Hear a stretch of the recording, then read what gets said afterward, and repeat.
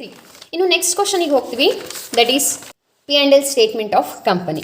So P&L statement of ಕಂಪನಿನ 25th question ಆಗಿ ಕೇಳ್ತಾರೆ. And 24th question is on death of partner. ಇದನ್ನು ನಾನು ಇಲ್ಲಿ ಡಿಸ್ಕಷನ್ ಮಾಡ್ತಾ ಇಲ್ಲ, ಬಟ್ ನಿಮಗೆ ವಿಡಿಯೋ ಬೇಕಂತಂದರೆ ನೀವು ಕಮೆಂಟ್ ಮೂಲಕ ತಿಳಿಸಿದರೆ ನಾನು ಅದರ ರಿವಿಷನ್ ಲಿಂಕನ್ನು ಹಾಗೆ ಆ ಟಾಪಿಕ್ ಮೇಲೆ ಅಪ್ಲೋಡ್ ಆಗಿರೋ ವಿಡಿಯೋ ಲಿಂಕನ್ನು ಕಳಿಸ್ತೀನಿ. ಇನ್ನು 25th ಕ್ವಶನ್ ಏನಿದೆ, ಇದು ಆಲ್ಮೋಸ್ಟ್ ಎಲ್ಲ ಕ್ವಶನ್ ಪೇಪರ್ಗಳಲ್ಲಿ ಏನು ಕೇಳ್ತಾರೆ, P&L ಸ್ಟೇಟ್ಮೆಂಟ್ ಮೇಲೇ ಕೇಳಿರ್ತಾರೆ. ಸೊ ನೋಡಿ, P&L statement of company as per schedule 3 of companies act 2013. So ಅದೇ ರೀತಿ 25th ಕ್ವಶನನ್ನು ಎಲ್ಲ ಕ್ವಶನ್ ಪೇಪರ್ಗಳಲ್ಲಿ ಯೂಶ್ವಲಿ ಕೇಳಿರ್ತಾರೆ. ಕೆಲವೊಂದು ಕ್ವಶನ್ ಪೇಪರಲ್ಲಿ ಮಾತ್ರ ಬ್ಯಾಲೆನ್ಸ್ ಶೀಟ್ ಕೇಳ್ತಾರೆ ಅಷ್ಟೇ. ಸೊ P&L ಸ್ಟೇಟ್ಮೆಂಟ್ಗೆ ಒಂದು ಫಾರ್ಮ್ಯಾಟ್ ಇದೆ, ಫಿಕ್ಸ್ಡ್ ಫಾರ್ಮ್ಯಾಟ್, ನಿಮ್ಗೆ ಗೊತ್ತಿರಲಿ. ಇದನ್ನ ನಾನೀಗ 2025ನ ಒಂದು ಕ್ವಶನ್ ಪೇಪರ್ H2 2025 ಅಂತ ಬರ್ಕೊಂಡಿದ್ದೆ ನೋಡಿ. ಈ ಕ್ವಶನ್ ಪೇಪರಿಂದ ತೊಗೊಂಡಿದ್ದೀನಿ. 25th ಕ್ವಶನ್ ಏನಿದೆ, so this is on P&L statement. So ಇದರಲ್ಲಿ ಏನು ಕೊಟ್ಟಿದ್ದಾರೆ, ಒಂದಷ್ಟು ಇನ್ಫಾರ್ಮೇಷನ್ ಇದೆ, ಇದರಲ್ಲಿ ಒಂದಷ್ಟು ಎಕ್ಸ್ಪೆನ್ಸ್ ಇರುತ್ತೆ, ಒಂದಷ್ಟು ಇನ್ಕಮ್ ಇರುತ್ತೆ.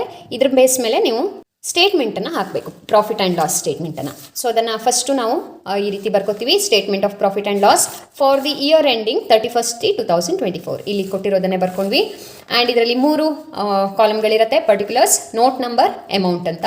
So note number is compulsory, ಇದನ್ನು ಹಾಕಲೇಬೇಕು. ಎಲ್ಲಿ ಯಾವ ಒಂದು ಹೆಡ್ಡಿಂಗಲ್ಲಿ ಒಂದಕ್ಕಿಂತ ಜಾಸ್ತಿ ಐಟಮ್ ಇರುತ್ತೋ ಅದಕ್ಕೆ ನಾವು ನೋಟ್ ನಂಬರ್ಗಳನ್ನು ಹಾಕ್ಕೊಂಡು ನೋಟಲ್ಲಿ ಕ್ಯಾಲ್ಕುಲೇಷನ್ ಮಾಡ್ತೀವಿ. ನೋಟ್ಸ್ ಟು ಅಕೌಂಟ್ ಅಂತ ಹಾಕಬೇಕಾಗತ್ತೆ. ಕೆಲವರು ಅದನ್ನು ಹಾಕೋದೇ ಇಲ್ಲ, ಡೈರೆಕ್ಟಾಗಿ ಬರಿತೀವಿ, that is wrong. So notes to account ಹಾಕಿನೇ ಬರಿಬೇಕು. ಆ್ಯಂಡ್ ಇದ್ರ ಮೇಲೆ ಡೀಟೇಲ್ಡ್ ವಿಡಿಯೋ, ಅಂದರೆ ಹೇಗೆ ಫಾರ್ಮ್ಯಾಟ್ ಇರುತ್ತೆ, ಯಾವ ರೀತಿ ಮಾಡಬೇಕು, ಯಾವ್ಯಾವುದರಲ್ಲಿ ಏನೇನೆಲ್ಲ ಬರ್ಬೋದು, ಅದೆಲ್ಲ ಐಟಮ್ಗಳನ್ನು ನಾನು ಆಲ್ರೆಡಿ ಡಿಸ್ಕಷನ್ ಮಾಡಿದ್ದೀನಿ. ಡೀಟೇಲ್ ಆಗಿ ಫಾರ್ಮ್ಯಾಟನ್ನು ಡಿಸ್ಕಷನ್ ಮಾಡಿರುವಂಥ ವಿಡಿಯೋ ಅವೈಲೇಬಲ್ ಇದೆ. ಸೊ ನಿಮ್ಗೆ ಬೇಕಂದರೆ ನೀವು ಕಮೆಂಟ್ ಮೂಲಕ ನನಗೆ ತಿಳಿಸಿದರೆ ನಾನು ಅದರ ವಿಡಿಯೋ ಲಿಂಕನ್ನು ನಿಮಗೆ ಕಳಿಸ್ತೀನಿ. ಹಾಗೆ ಇಲ್ಲಿ ಡಿಸ್ಕ್ರಿಪ್ಷನಲ್ಲಿ ಕೂಡ ಒಂದು ವಿಡಿಯೋ ಲಿಂಕ್ ನಿಮಗೆ ಸಿಗುತ್ತೆ. ಹಾಗೆ ಇಲ್ಲಿ ಫಾರ್ಮ್ಯಾಟ್ ಹೇಗಿರುತ್ತೆ ಒಂದ್ಸಲ ಹೇಳ್ಬಿಡ್ತೀನಿ ನೋಡಿ. ಮೊದಲಿಗೆ ಇನ್ಕಮ್ ಬರಿತೀವಿ. ಇನ್ಕಮಲ್ಲಿ 2 heading, revenue from operation, other income ಅಂತ. ಹಾಗೆ ಟೋಟಲ್ ಮಾಡ್ತೀವಿ, ಟೋಟಲ್ ಇನ್ಕಮ್ ಅಂತ ಹೇಳಿ. ನೆಕ್ಸ್ಟ್ ಸೆಕೆಂಡ್ ಎಕ್ಸ್ಪೆನ್ಸಲ್ಲಿ 5 ಹೆಡಿಂಗ್ ಇರುತ್ತೆ. Purchase of stock in trade ಬರ್ಬೋದು, ಇಲ್ಲ ಕಾಸ್ಟ್ ಆಫ್ ಮಟೀರಿಯಲ್ ಕನ್ಸ್ಯೂಮ್ಡ್ ಅಂತ ಬರ್ಬೋದು. ಒಂದೊಂದರಲ್ಲಿ ಒಂದೊಂದಿರುತ್ತೆ. ಅದು ಏನು, ಅದಕ್ಕೆ 2 ಡಿಫ್ರೆನ್ಸ್ ಏನಿದೆ ಅನ್ನೋದನ್ನು ನಾನು ಆ ಡಿಟೇಲ್ಡ್ ವಿಡಿಯೋದಲ್ಲಿ ಎಕ್ಸ್ಪ್ಲೈನ್ ಮಾಡಿದ್ದೀನಿ, ನೀವು ಬೇಕಂದರೆ ನೋಡ್ಬೋದು. ಇದರಲ್ಲಿ ಯಾವ್ದು ಕೊಟ್ಟಿದ್ದಾರೆ ಅದ್ರ ಮೇಲೆ ನಾವು ತಗೋತೀವಿ. ಪರ್ಚೇಸ್ ಆಫ್ ಗೂಡ್ಸ್ ಕೊಟ್ಟಿದ್ರೆ purchase of stock in trade ಅನ್ನೋ ಹೆಡಿಂಗ್ ಅನ್ನು ತಗೊಳ್ಳಿ. ಕಾಸ್ಟ್ ಆಫ್ ಮಟೀರಿಯಲ್ ಕನ್ಸ್ಯೂಮ್ಡ್ ಅಂತ ಕೊಟ್ಟಿದ್ರೆ ಕಾಸ್ಟ್ ಆಫ್ ಮಟೀರಿಯಲ್ ಕನ್ಸ್ಯೂಮ್ಡ್ ಅಂತ ತಗೊಳ್ಳಿ. 2ರಲ್ಲಿ ಒಂದು ತಗೊಂಡ್ರೆ ಸಾಕು. ಉಳಿದಿನ 4 compulsory. Employee benefit expense, depreciation and amortisation expense, finance cost, other expense. ಇದು 5 ಹೆಡ್ಡಿಂಗ್ಗಳು ಕಂಪಲ್ಸರಿ ನೀವು ಬರ್ಕೊಳ್ಬೇಕು ಎಕ್ಸ್ಪೆನ್ಸಸ್ಸಲ್ಲಿ. ಆ್ಯಂಡ್ ಟೋಟಲ್ ಎಕ್ಸ್ಪೆನ್ಸ್, ಆಮೇಲೆ ಪ್ರಾಫಿಟ್ ಬಿಫೋರ್ ಟ್ಯಾಕ್ಸ್ ಅಂದರೆ A-B, ಟೋಟಲ್ ಇನ್ಕಮಲ್ಲಿ ಟೋಟಲ್ ಎಕ್ಸ್ಪೆನ್ಸ್ ಲೆಸ್ ಮಾಡಿ ಪ್ರಾಫಿಟ್ ಬಿಫೋರ್ ಟ್ಯಾಕ್ಸ್ ಕ್ಯಾಲ್ಕುಲೇಷನ್ ಮಾಡ್ತೀವಿ. ಲೆಸ್ ಟ್ಯಾಕ್ಸ್ ಇರುತ್ತೆ ಇಲ್ಲಿ, ಐದರ್ ಪರ್ಸೆಂಟೇಜಲ್ಲಿ ಇರುತ್ತೆ, ಇಲ್ಲ ಅಂದರೆ ರುಪೀಸಲ್ಲಿ ಇರುತ್ತೆ. ಸೊ ಪರ್ಸೆಂಟೇಜ್ ಕೊಟ್ಟರೆ ಹೇಗೆ ಮಾಡೋದು ಹೇಳ್ಕೊಡ್ತೀನಿ ನಾನು. ಮೈನಸ್ ಟ್ಯಾಕ್ಸ್ ಮಾಡ್ತೀವಿ, ಟ್ಯಾಕ್ಸನ್ನು ಲೆಸ್ ಮಾಡಿ ಲಾಸ್ಟಲ್ಲಿ ಬಂದಿರೋ ಪ್ರಾಫಿಟ್ಗೆ ಪ್ರಾಫಿಟ್ ಆಫ್ಟರ್ ಟ್ಯಾಕ್ಸ್ ಅಂತ ಹೇಳ್ತೀವಿ. ಇದರಲ್ಲಿ 3 ಕಡೆಗೆ ಡಬಲ್ ಲೈನ್, ಟೋಟಲ್ ಇನ್ಕಮಿಗೊಂದು, ಟೋಟಲ್ ಎಕ್ಸ್ಪೆನ್ಸಸ್ಸಿಗೊಂದು, ಮತ್ತು ಪ್ರಾಫಿಟ್ ಆಫ್ಟರ್ ಟ್ಯಾಕ್ಸಿಗೆ ಒಂದು. ಈ ರೀತಿ ಫಾರ್ಮೆಟ್ ರೆಡಿ ಮಾಡ್ಕೊಂಡ್ಮೇಲೆ ನೋಟ್ಸ್ ಟು ಅಕೌಂಟಿಗೆ ಕೂಡ ಫಾರ್ಮೆಟನ್ನು ರೆಡಿ ಮಾಡ್ಕೊಳ್ಳಿ. ನೋಟ್ಸ್ ಟು ಅಕೌಂಟ್ ಅಂದರೆ ನೋಟ್ ನಂಬರ್ ಇರುತ್ತೆ, particulars, amount inner column, amount outer column. ಓಕೆನಾ, ಈ ರೀತಿ ಇರುತ್ತೆ. ಅಂದರೆ ಯಾವ ಹೆಡ್ಡಿಂಗಲ್ಲಿ ಒಂದಕ್ಕಿಂತ ಜಾಸ್ತಿ ಐಟಮ್ ಬರುತ್ತೋ ಅದಕ್ಕೆ ಈ ರೀತಿ 2 ಐಟಮ್ ಕೊಟ್ಟಿರ್ತಾರೆ ಯೂಶಲಿ. ಅದರಲ್ಲಿ ನಾವು ಈ ರೀತಿ ಕ್ಯಾಲ್ಕುಲೇಷನ್ ಮಾಡಿ ಟೋಟಲ್ ಮಾಡಿ ಆ ಅಮೌಂಟನ್ನು ಮೇನ್ ಫಾರ್ಮೆಟಿಗೆ ಹಾಕಬೇಕು. ಇದು ಮೇನ್ ಫಾರ್ಮೆಟ್. ಅರ್ಥ ಆಗ್ತಾ ಇದೆಯಾ? ಸೊ ಇನ್ನು ಕ್ಯಾಲ್ಕುಲೇಷನ್ ಮಾಡೋದು ಹೇಗೆ, ವೆರಿ ಸಿಂಪಲ್. ಮೊದಲು ಈ ರೀತಿ ಫಾರ್ಮೆಟ್ ಹಾಕ್ಕೊಂಡ್ವಿ. ಈಗ ಬೈಫರ್ಗೇಷನ್ ಮಾಡ್ತೋಗೋಣ ನೋಡಿ. ರೆವೆನ್ಯೂ ಫ್ರಮ್ ಆಪರೇಷನ್ ಕೊಟ್ಟಿದ್ದಾರೆ ಅಂದರೆ ಮತ್ತೇನಲ್ಲ, ಸೇಲ್ಸ್. ಓಕೆನಾ, ಸಪೋಸ್ ಇಲ್ಲಿ ಸೇಲ್ಸ್ ಅಂತ ಕೊಟ್ಟಿದ್ರೆ ನೀವು ಅದನ್ನು ರೆವೆನ್ಯೂ ಫ್ರಮ್ ಆಪರೇಷನ್ ಅನ್ನೋ ಹೆಡ್ಡಿಂಗಲ್ಲಿ ಬರೀಬೇಕು. ಬಟ್ ಈ ಫಾರ್ಮೆಟಲ್ಲಿ ಬರೆಯುವಾಗ ಸೇಲ್ಸ್ ಅಂತ ಬರೆಯುವಾಗಿಲ್ಲ, ರೆವೆನ್ಯೂ ಫ್ರಮ್ ಆಪರೇಷನ್ ಅಂತಲೇ ಬರೀಬೇಕು. ಆದರೆ ಕ್ವಶನಲ್ಲಿ ಒಂದೊಂದ್ಸಲ ಸೇಲ್ಸ್ ಅಂತಲೂ ಕೊಟ್ಟಿರ್ತಾರೆ. ಸೊ ರೆವೆನ್ಯೂ ಫ್ರಮ್ ಆಪರೇಷನನ್ನು ಹಾಗೆ ಕೊಟ್ಟಿದ್ದಾರೆ ಇವರು ಎಷ್ಟು ಕೊಟ್ಟಿದ್ದಾರೋ ಅಷ್ಟು ತೊಗೊಂಡ್ವಿ, 6,50,000. ಅದರ್ ಇನ್ಕಮ್, ಮತ್ತು ಯಾವುದಾದ್ರೂ ಇನ್ಕಮ್ ಇದೆಯಾ ನೋಡ್ತೀವಿ. ಏನಾದರೂ ರಿಸೀವ್ ಆಗಿದ್ದು ಅದರ್ ಇನ್ಕಮ್ ಅಂತಲೇ ಕೊಡ್ತಾರೆ, ಇಲ್ಲ ಅಂತಂದರೆ ಇಂಟ್ರೆಸ್ಟ್ ರಿಸೀವ್ಡ್, ಕಮಿಷನ್ ರಿಸೀವ್ಡ್, ಈ ರೀತಿ ಕೊಟ್ಟಿರ್ತಾರೆ. ಸೊ ಹಾಗೆ ಕೊಟ್ಟರು ನಾವು ತೊಗೋತೀವಿ ಅದರ್ ಇನ್ಕಮಲ್ಲಿ. ಇಲ್ಲಿ ಏನು ಕೊಟ್ಟಿಲ್ಲ ನೋಡಿ, ಉಳಿದಿರೋದೆಲ್ಲ ಎಕ್ಸ್ಪೆನ್ಸೇ. Purchase of goods expense, salary expense, leave encashment expense, rent and taxes, repair to machinery, ಇದೆಲ್ಲ ಎಕ್ಸ್ಪೆನ್ಸ್ಗಳು. ಹಾಗಾಗಿ ನಾವು ಇದರಲ್ಲಿ ಮತ್ತೇನು ತೊಗೊಳ್ಳಲ್ಲ. ಅದರ್ ಇನ್ಕಮ್ ಡ್ಯಾಶ್ ಟೋಟಲ್ ಮಾಡ್ತೀವಿ. ಟೋಟಲ್ ಇನ್ಕಮ್ 6,50,000 ಬಂತು. ಅದಾದ ನಂತರ ಎಕ್ಸ್ಪೆನ್ಸಿಗೆ ಹೋಗ್ತೀವಿ. ಎಕ್ಸ್ಪೆನ್ಸಲ್ಲಿ 5 ಹೆಡ್ಡಿಂಗನ್ನು ಬರ್ಕೊಂಡಿದ್ದೀವಲ್ವಾ, ಇದರಲ್ಲಿ ಯಾವ್ಯಾವ್ದ್ರಲ್ಲಿ ಬರುತ್ತೆ ಅನ್ನೋದನ್ನು ಬೈಫರ್ಗೇಷನ್ ಮಾಡ್ತೋಗೋಣ. Purchase of goods, purchase of stock in trade ಅನ್ನೋ ಹೆಡ್ಡಿಂಗಲ್ಲಿ ಬರುತ್ತೆ. 3,20,000 ಇದೆ, ಬರ್ದ್ವಿ. ನೆಕ್ಸ್ಟ್ ಸ್ಯಾಲ್ರಿ ಟು ಎಂಪ್ಲಾಯೀಸ್ ಇದೆ, ಲೀವ್ ಎನ್ಕ್ಯಾಶ್ಮೆಂಟ್ ಇದೆ. ಇದೆರಡು ಕೂಡ ಎಂಪ್ಲಾಯಿಗೆ ರಿಲೇಟೆಡ್. ಸೊ ಇದರಲ್ಲಿ ಯಾವ್ಯಾವ ಹೆಡ್ಡಿಂಗಲ್ಲಿ ಏನೇನು ಬರುತ್ತೆ ಅನ್ನೋದನ್ನು ನಾನು ಆ ಡೀಟೇಲ್ಡ್ ವಿಡಿಯೋದಲ್ಲಿ ಹೇಳ್ಕೊಟ್ಟಿದ್ದೀನಿ. ಅದರ ಲಿಂಕ್ ನಿಮಗೆ ಡಿಸ್ಕ್ರಿಪ್ಷನಲ್ಲಿ ಕೂಡ ಸಿಗುತ್ತೆ. ನೋಡ್ಕೋಬೋದು ನೀವು. ಇಲ್ಲಿ ಇದೆರಡು ಎಂಪ್ಲಾಯಿ ರಿಲೇಟೆಡ್ ಆಗಿರೋದ್ರಿಂದ ಎಂಪ್ಲಾಯಿ ಬೆನಿಫಿಟ್ ಎಕ್ಸ್ಪೆನ್ಸಸ್ಸಲ್ಲಿ ತೊಗೋತೀವಿ, ಎರಡು ಸೇರಿಸಿ ತೊಗೋಬೇಕು. ಸೊ ಸ್ಯಾಲ್ರಿ ಟು ಎಂಪ್ಲಾಯಿ 30 ಇದೆ, ಲೀವ್ ಎನ್ಕ್ಯಾಶ್ಮೆಂಟ್ 30 ಇದೆ, ಟೋಟಲ್ ಆಗಿ 60,000 ಆಗುತ್ತೆ, ಅದನ್ನು ತೊಗೋತೀವಿ. ಬಟ್ ಹಾಗೆ ತೋರಿಸೋ ಹಾಗಿಲ್ಲ, ಕ್ಯಾಲ್ಕುಲೇಷನ್ಗೆ ಸಪ್ರೇಟ್ ನೋಟ್ಸ್ ಟು ಅಕೌಂಟ್ ಮಾಡಿ ತೋರಿಸಬೇಕಾಗತ್ತೆ. ಸೊ ಎಂಪ್ಲಾಯಿ ಬೆನಿಫಿಟ್ ಎಕ್ಸ್ಪೆನ್ಸ್ಗೆ ನೋಟ್ ನಂಬರ್ 1 ಅಂತ ಬರೆದು ಈ ರೀತಿ ನೋಟಲ್ಲಿ ಎಂಪ್ಲಾಯಿ ಬೆನಿಫಿಟ್ ಎಕ್ಸ್ಪೆನ್ಸ್ ಅಂತ ಹಾಕ್ಕೊಂಡು salary to employee, leave encashment ಎರಡನ್ನು ಸೇರಿಸಿ ಔಟರ್ ಕಾಲಮಲ್ಲಿ 60,000 ಮಾಡ್ತೀವಿ. ಈ 60,000 ಇಲ್ಲಿ ಬರಿತೀವಿ, ಆಯಿತಾ. ಅದಾದ ನಂತರ ಡೆಪ್ರಿಸಿಯೇಷನ್ ಆ್ಯಂಡ್ ಅಮೋರ್ಟೈಸೇಷನ್ ಎಕ್ಸ್ಪೆನ್ಸ್ ಏನು ಕೊಟ್ಟಿಲ್ಲ ಇಲ್ಲಿ ನೋಡಿ, ಡೆಪ್ರಿಸಿಯೇಷನ್ ಅಂತಲೂ ಕೊಟ್ಟಿಲ್ಲ, ಅಮೋರ್ಟೈಸೇಷನ್ ಅಂತಲೂ ಕೊಟ್ಟಿಲ್ಲ. ಫೈನಾನ್ಸ್ ಕಾಸ್ಟ್ ಅಂದರೆ ಇಂಟ್ರೆಸ್ಟ್ ರಿಲೇಟೆಡ್ ಆಗಿರುತ್ತೆ, ಇಂಟ್ರೆಸ್ಟ್ ಪೇಯ್ಡ್ ಇರುತ್ತೆ, interest on debenture, interest on loan, ಅದನ್ನು ಕೊಟ್ಟಿದ್ರೆ ಇಲ್ಲಿ ತೊಗೋತೀವಿ, ಬಟ್ ಇಲ್ಲಿ ಕೊಟ್ಟಿಲ್ಲ. ಇನ್ನು ಇದಿಷ್ಟಲ್ಲೂ ಬಂದಿಲ್ಲ ಅಂದರೆ ಎಂಪ್ಲಾಯಿ ರಿಲೇಟೆಡು ಅಲ್ಲ, ಡೆಪ್ರಿಸಿಯೇಷನು ಅಲ್ಲ, ಅಮೋರ್ಟೈಸೇಷನ್ ಅಲ್ಲ, ಇಂಟ್ರೆಸ್ಟ್ ರಿಲೇಟೆಡು ಅಲ್ಲ ಅಂದರೆ ಉಳಿದಿರೋದೆಲ್ಲ ಅದರ್ ಎಕ್ಸ್ಪೆನ್ಸಸ್ಸಿಗೆ ಹೋಗುತ್ತೆ. ಸೊ ಇಲ್ಲಿ rent and taxes, repairs to machinery other expense ಆಗುತ್ತಲ್ವಾ. ಸೊ ಅದನ್ನು ಅಗೇನ್ 2 ಐಟಮ್ ಇರೋದ್ರಿಂದ ಸಪ್ರೇಟಾಗಿ ಕ್ಯಾಲ್ಕುಲೇಷನ್ ಮಾಡ್ಕೋತೀವಿ. 40 + 30 70 ಆಗುತ್ತೆ, 70,000 ಅಂತ ಬರೆದ್ವಿ. ನೋಟ್ ನಂಬರ್ 2 ಅಂತ ಹಾಕ್ತೀವಿ. ಆ್ಯಂಡ್ ಇಲ್ಲಿ ಅದರ್ ಎಕ್ಸ್ಪೆನ್ಸಸ್ ಅಂತ ಬರೆದು rent and taxes 40,000, repairs to machinery 30,000, total ಆಗಿ 70,000 ಬಂತು. ಅದನ್ನು ಈ ರೀತಿಯಾಗಿ 70,000 ಅಂತ ತೊಗೋತೀವಿ, ಆಯಿತಾ. ಇಷ್ಟು ಆದ ನಂತರ ಎಕ್ಸ್ಪೆನ್ಸಸ್ಸನ್ನು ಟೋಟಲ್ ಮಾಡ್ತೀವಿ. ಎಕ್ಸ್ಪೆನ್ಸ್ ಟೋಟಲ್ 4,50,000 ಬರ್ತಾ ಇದೆ. ಈಗ ಟೋಟಲ್ ಎ ಅಂದರೆ income total 6,50,000, total expense 4,50,000. Profit before tax calculation ಮಾಡ್ತೀವಿ, ಎ ಮೈನಸ್ ಬಿ ಅಂದರೆ 6,50,000 ಮೈನಸ್ 4,50,000 ಮಾಡಿದ್ವಿ, 2 lakh ಬಂತು. ಅದರಲ್ಲಿ ಟ್ಯಾಕ್ಸನ್ನು ಲೆಸ್ ಮಾಡಬೇಕು. ಟ್ಯಾಕ್ಸನ್ನು ಕೆಲವು ಸಲ ಪರ್ಸೆಂಟೇಜಲ್ಲಿ ಕೊಡ್ತಾರೆ, 30% ಅಂತ ಕೊಡ್ಬೋದು. ಸೊ ಹಾಗೆ ಕೊಟ್ಟಾಗ ಈ ಬಂದಿರೋ ಪ್ರಾಫಿಟ್ ಮೇಲೆ ಕ್ಯಾಲ್ಕುಲೇಷನ್ ಮಾಡಬೇಕು. 2 lakh ಇಂಟು 30% ಮಾಡಿ ಬರಿಬೇಕು ಅಮೌಂಟನ್ನು. ಬಟ್ ಇಲ್ಲಿ ಡೈರೆಕ್ಟಾಗಿ ಅಮೌಂಟ್ ಕೊಟ್ಟಿದ್ದಾರೆ 60,000 ಅಂತ ಹೇಳಿ, ಹಾಗಾಗಿ 60,000 ಡೈರೆಕ್ಟಾಗಿ ತೊಗೋತೀವಿ. 2 lakh ಮೈನಸ್ 60,000 1,40,000 ಬರ್ತಾ ಇದೆ. ಸೊ ಪ್ರಾಫಿಟ್ ಆಫ್ಟರ್ ಟ್ಯಾಕ್ಸ್ ಅಂತ ಇದಕ್ಕೆ ನಾವು ಬರಿತೀವಿ. ಇಷ್ಟು ಸಿಂಪಲ್ಲಾಗಿ ಈ ಪ್ರಾಬ್ಲಮನ್ನು ಸಾಲ್ವ್ ಮಾಡ್ಬೋದು. ತುಂಬ ಬೇರೆ ಬೇರೆ ಬೇರೆ ಐಟಮ್ಸ್ಗಳನ್ನು ಕೊಡೋದಿಲ್ಲ, ಆಲ್ಮೋಸ್ಟ್ ಇದೇ ರಿಪೀಟ್ ಆಗುತ್ತೆ. ಇಂಟ್ರೆಸ್ಟ್ ಒಂದು ಕೊಡ್ಬೋದು, ಇಂಟ್ರೆಸ್ಟ್ ಕೊಟ್ಟರೆ ಫೈನಾನ್ಸ್ ಕಾಸ್ಟ್ ತೊಗೊಳ್ಳಿ. ಎಂಪ್ಲಾಯಿ ರಿಲೇಟೆಡ್ ಏನಾದರೂ ಕೊಟ್ಟರೆ ಅದನ್ನು ಎಂಪ್ಲಾಯಿ ಬೆನಿಫಿಟ್ ಎಕ್ಸ್ಪೆನ್ಸಲ್ಲಿ ತೊಗೊಳ್ಳಿ. ಸ್ಯಾಲರಿ, ವೇಜಸ್ ಇರ್ಬೋದು, ಲೀವ್ ಎನ್ಕ್ಯಾಶ್ಮೆಂಟ್ ಇರ್ಬೋದು, ಕಾಂಟ್ರಿಬ್ಯೂಷನ್ ಟು ಪ್ರೊವಿಡೆಂಟ್ ಫಂಡ್ ಇರ್ಬೋದು, ಅದೆಲ್ಲ ಎಂಪ್ಲಾಯಿ ರಿಲೇಟೆಡ್ ಆಗುತ್ತೆ, ಇದರಲ್ಲಿ ಹೋಗುತ್ತೆ. ಡೆಪ್ರಿಸಿಯೇಷನ್, ಅಮೋರ್ಟೈಸೇಷನ್ ಅಂತ ಅದೇ ಹೆಸರಲ್ಲೇ ಕೊಡ್ತಾರೆ. ಫೈನಾನ್ಸ್ ಕಾಸ್ಟಲ್ಲಿ ಆಗಲೇ ಹೇಳಿದೆ, ಇಂಟ್ರೆಸ್ಟ್ ಅಂತ ಕೊಟ್ಟಿರ್ತಾರೆ, ಅದನ್ನು ಕೊಟ್ಟರೆ ಫೈನಾನ್ಸ್ ಕಾಸ್ಟಲ್ಲಿ ತೊಗೊಳ್ಳಿ. ಉಳಿದಿದ್ದು ಯಾವುದನ್ನು ಕೊಟ್ಟರು ಅದರ್ ಎಕ್ಸ್ಪೆನ್ಸಸ್ಸಲ್ಲಿ ತೊಗೊಳ್ಳಿ. ಹಾಗೆ ಇಲ್ಲಿ ಅಷ್ಟೇ, ಪರ್ಚೇಸ್ ಅಂತ ಕೊಟ್ಟರೆ purchase of stock in trade heading hockey, cost of material consumed ಅಂತ ಕೊಟ್ಟರೆ ಕಾಸ್ಟ್ ಆಫ್ ಮಟೀರಿಯಲ್ ಕನ್ಸ್ಯೂಮ್ಡ್ ಅಂತ ತೊಗೊಳ್ಳಿ, ಅಷ್ಟೇ ಸಿಂಪಲ್. ಇನ್ನೂ ಡೀಟೇಲ್ ಆಗಬೇಕು ಅಂತಂದರೆ ಆ ಡೀಟೇಲ್ಡ್ ವಿಡಿಯೋದಲ್ಲಿ ಎಲ್ಲದನ್ನು ಹೇಳಿದ್ದೀನಿ, ಪ್ರತಿಯೊಂದು ಹೆಡಿಂಗಲ್ಲಿ ಏನೇನು ಬರುತ್ತೆ ಅನ್ನೋದನ್ನು ಎಕ್ಸ್ಪ್ಲೇನ್ ಮಾಡಿದ್ದೀನಿ, ನೀವು ಅದನ್ನು ನೋಡ್ಕೋಬೋದು. ಸೊ ಇಷ್ಟು ಸಿಂಪಲ್ ಆಗಿ P&L ಸ್ಟೇಟ್ಮೆಂಟನ್ನು ಹಾಕ್ಬೋದು. ನೀವು ಇದನ್ನು ಕಲ್ತ್ಕೊಂಡ್ಬಿಟ್ರಿ ಅಂದರೆ ಇದು 12 ಮಾರ್ಕ್ಸಿಗೆ ಕೂಡ ಸಿಂಪಲ್ ಆಗಿಬಿಡುತ್ತೆ ಕ್ಯಾಲ್ಕುಲೇಷನ್, ಕಂಪ್ಯಾರಿಟಿವ್ ಕಾಮನ್ ಸೈಜ್ಗೆ. ಇದನ್ನು ನೋಡ್ಕೊಳ್ಳಿ ಅಂತ ನಾನು ಅದಕ್ಕೋಸ್ಕರನೇ ಸಜೆಸ್ಟ್ ಮಾಡೋದು. 6 ಮಾರ್ಕಲ್ಲೂ ಬರುತ್ತೆ, 12 ಮಾರ್ಕ್ಸಲ್ಲೂ ಬರುತ್ತೆ. ಇನ್ನು ಬ್ಯಾಲೆನ್ಸ್ ಶೀಟಿನ ಫಾರ್ಮ್ಯಾಟನ್ನು ನೋಡ್ಬಿಡೋಣ. 25th ಕ್ವಶನಿಗೆ ಕೆಲವು ಸಲ ಬ್ಯಾಲೆನ್ಸ್ ಶೀಟ್ ಕೂಡ ಕೇಳ್ಬೋದು 6 ಮಾರ್ಕಿಗೆ. ಸೊ ಇದು 2026 ಪ್ರಿಪ್ರೇಟರಿ ಎಕ್ಸಾಮ್ 1 ಕೊಟ್ಟಿದ್ದಾರೆ ನೋಡಿ.